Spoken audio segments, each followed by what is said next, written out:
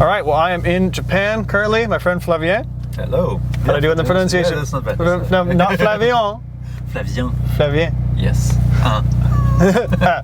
And we are in a Peugeot 106 S16, which is your car. Yeah. And you've had it for a few years because this is a car that will eventually be exported from Japan. This is a Japanese spec car. So yeah, that's a limited edition. Technically, it's called like the S16 Limited. And so it's 1.6 liters, 120 horsepower, and 990 kilos? 950. 950 kilos. 950. And we are on wet, I think. Okay, with fluids. Yeah. But like us. Yeah. Oh. Ooh. That's pretty cool. It is cool. And we are on a mountain road near Mount Rokko. Mount Rokko, like not in between like Takarazuka and like in between Kobe and Osaka to make things simple. You guys get to watch me butcher English, French, and Japanese in this video. All three. It's very international. So we're gonna go take a slow Clayton driving a car run up the road.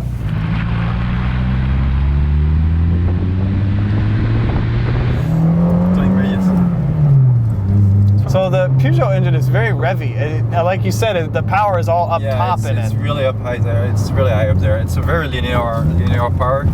It's not like nothing to do like typical Japanese turbocharged engine, or just like very like lots of needs lots of revs to work. Lots of power suddenly like with the turbocharged. That's just like all the way up to 7,000 RPM.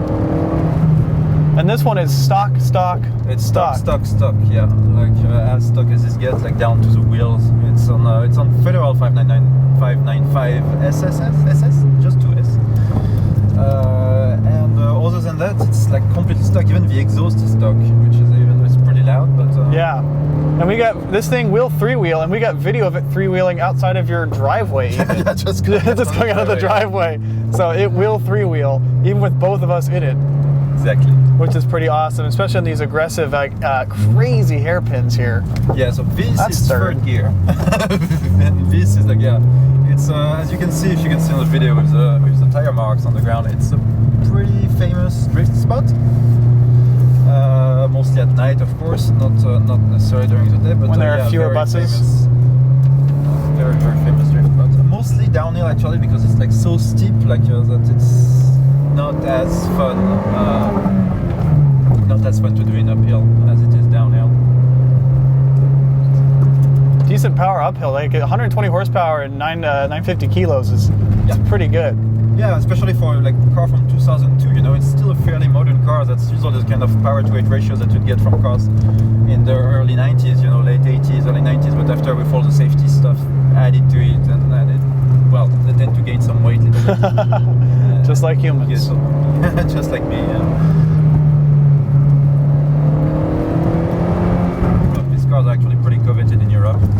I can see why. The steering feels so good. It's the last, what I like to call the last of the great hot hatches in France. There was definitely a peak era for them. Exactly. It was the 205 GTI is the peak of that era. You know, the 106 Rally, the 205 GTI, the 205 Rally, the Saxo VTS, which is a Citroen Saxo VTS, which is basically the same car as the 106 X16. But lots of great hot hatches around this era. But that's the end of the era. After cars got a lot bulkier, quicker, also a lot more power. So all the power, all the way at the top. All the way to 7,000 RPM. 7,000 RPM. This is the first Peugeot of any kind I've ever driven. I've driven Citroens. Oh, wow. But those are very old, not exactly relevant to this. This is a little different. Or GS is going to be like fairly different. Yeah. If you're cross-shopping the two of them, this is a very different car.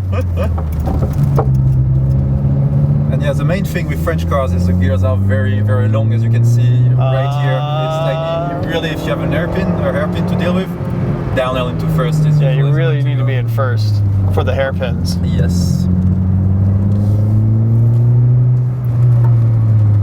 But yeah, the car is just so much fun to drive on these roads. And you were saying that on roads like this is like one of the faster cars you could have. You know, if you got a car with more. It would need like I'm gonna badmouth the French a little bit. It's like it's as a typical French car with gears being a little long, like a Civic Type R or something like that is gonna be better. simply because the gears are going to be a lot closer to each other. So you're not going to have to downshift into first, for example, for hairpins and stuff like that. You can usually stay in second with a Japanese car, whereas with this one, it's like not really doable.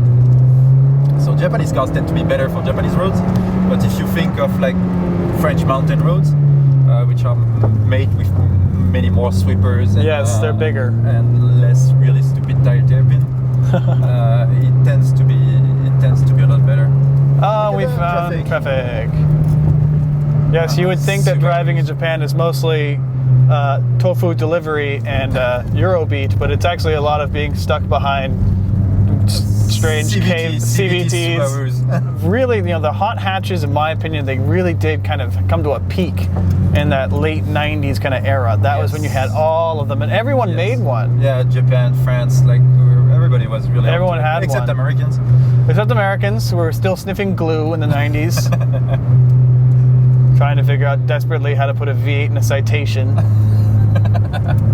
But it's just, I mean, the cars like this, honestly, as a kid, I'll admit, I passed these up in Gran Turismo, you know, before I had a license, because they don't have the big paper numbers to impress. You know, you look at it on paper as a 6-year-old, and you're like, well, this thing doesn't have a V12. You start looking at the modification you can do on exactly. Gran Turismo, and what can I do for it so that it does like 0 to 60 in 3.5 seconds. Yeah, but that's not the state of mind behind those cars. That's third, I found. Yeah, that's first. I've been getting third instead of first all day in this car. All the time. When will I learn? Not today. Actually, downhill usually second is better. But that should give you a little bit about what Japan mountain road driving is like in a car that's really well suited for it, and a driver who's really well not. All right, well, thanks for watching this video of me butchering shifts and turns. And French. And French and Japanese.